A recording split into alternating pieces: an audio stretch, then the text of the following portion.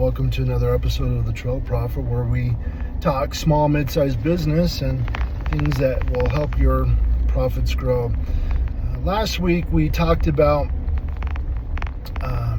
business credit cards and why your business would want to use business credit cards. But we also talked about one pitfall, and that one pitfall being people using personal business credit cards, whatever, to fund their startup. And I just think that's a horrible way to start your business from two standpoints. First, the interest. The interest is going to kill you on that, and it's actually going to prevent future growth because you're going to be hampered by that debt, that high interest debt. So we're going to talk about a few ways that you might look at funding your business here. And the first way we're going to talk about, sorry, I'm just making sure I'm going the right way here on the trail in the Jeep. The first way we're going to talk about is your own cash, bootstrapping, right? And so, especially if it's not going to cost a lot to start that business, you know, it's a great way to look at starting your business. And, you know, just you might have to save a little bit of money, you know, it might take a little time, but it would be a great way to start that business. The second way is family and friends. And that can be great as well. And the reason why is you go to your family and say, hey, I got this idea, I got this product, whatever it might be, and say, I need some cash to get it started. Well, your family is going to give you their honest opinion and say, hey, look, it's something that's already been tried, done, what have you. Or they're going to say, you know what, that's a great idea, here's the cash. I've seen sometimes where people get gifted the money to start their business, so they don't even have to pay it back. And then if you do borrow from your family members, certainly, you know, thinking about, loan terms, they're going to usually give you some of the best loan terms, even better than you can find at a bank or a private lender. So let's talk about banks. That's our third way to go about starting your business, getting the capital. Now, if you've been with a bank for a long time and built some relationships there, you never know. Just go to your bank, tell them what you got going. They may require a little bit of collateral if you have collateral available to you. What kind of collateral would they take? Well, they might take the business assets, if there are business assets, or there's going to be business assets. You're going to buy a piece of equipment, for example, and they might take that and give you the loan, give you the money for the startup. So that's another avenue, especially if you have a bank that you've dealt with over the years and they know you and they have a good history with you. So I just got to make sure that you do the trail signs out here on the trail. The other one we're going to talk about here today, and these next ones I would just tell you, proceed with caution. The next one is the SBA.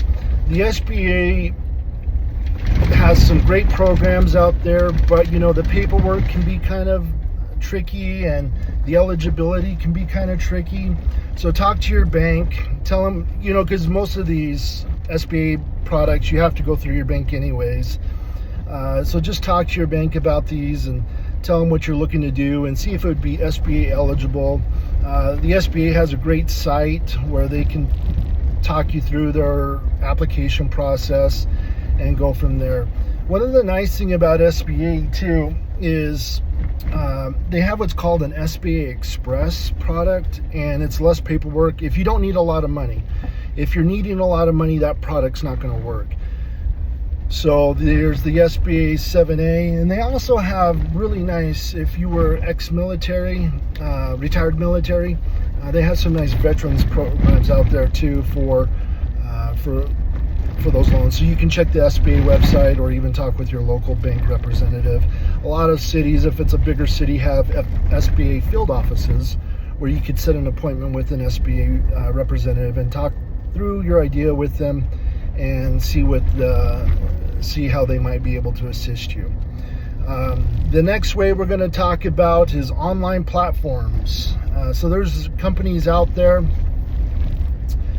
that basically will give you the money based on your credit, based on maybe sometimes collateral, but they're generally speaking, they're horrible terms. They're going to charge you a lot. in the way of fees and interest. So just be really careful as to what you're signing and what you're getting yourself into, because again, kind of like credit cards, you could really saddle yourself with some high interest debt and really make it tough to grow that business because you're paying off existing debt and not using that capital to grow your business.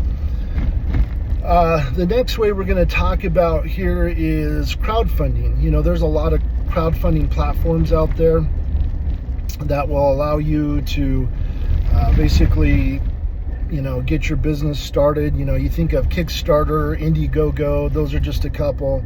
So those are avenues where people, especially product-driven things, where they can get funding for their product, especially if people are into that product or whatever.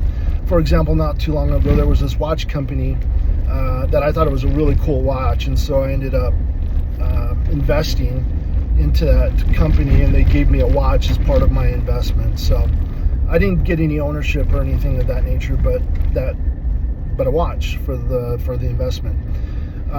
So that goes to our next thought as far as how to raise money for your business is getting a partner. So let's just say you have a product, a service, an idea, whatever, but you don't have the capital, but you know somebody who does have cash, readily available cash. You could go to them and say, hey, would love for you to be my partner.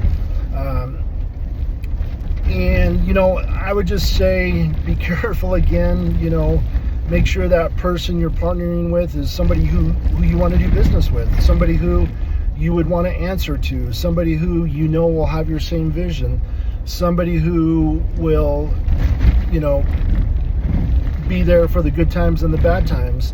So, you know, let's just say it's a really good buddy of yours and you're like, hey, I want to do this business, I want you to invest. You know, is that a relationship or friendship that you potentially want to go sour if the business doesn't go good and ruin that over a failed business venture? So hopefully it's not failed, but, you know, I just want to make sure that people understand the pitfalls, the potential for good, the potential for bad in getting into these types of deals. One of the things too I see more and more is companies that say they work with the SBA, they're third-party SBA affiliated. Basically, they help you get funding through the SBA. And so I'm not going to give you any names of these companies. You can Google them. They're out there. My only thing is with that is they're going to charge you a fee to get you an SBA loan.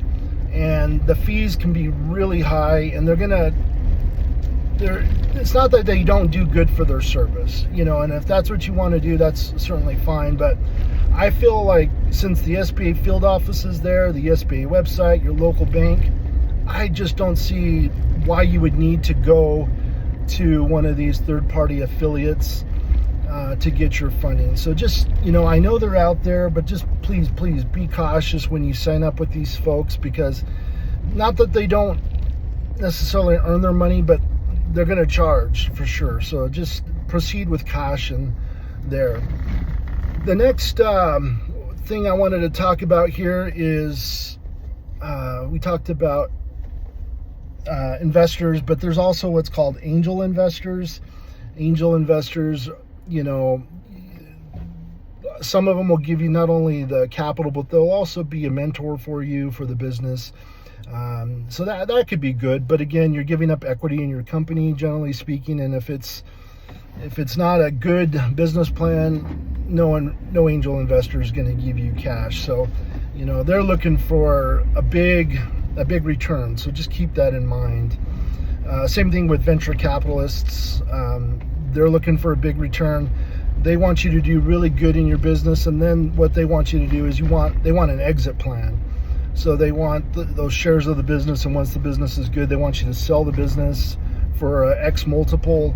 And so let's just say you wanted to run the business forever. Well, typically when you sign up with these folks, they're not going to allow you to do that because they want their money back plus some. So just be careful with that.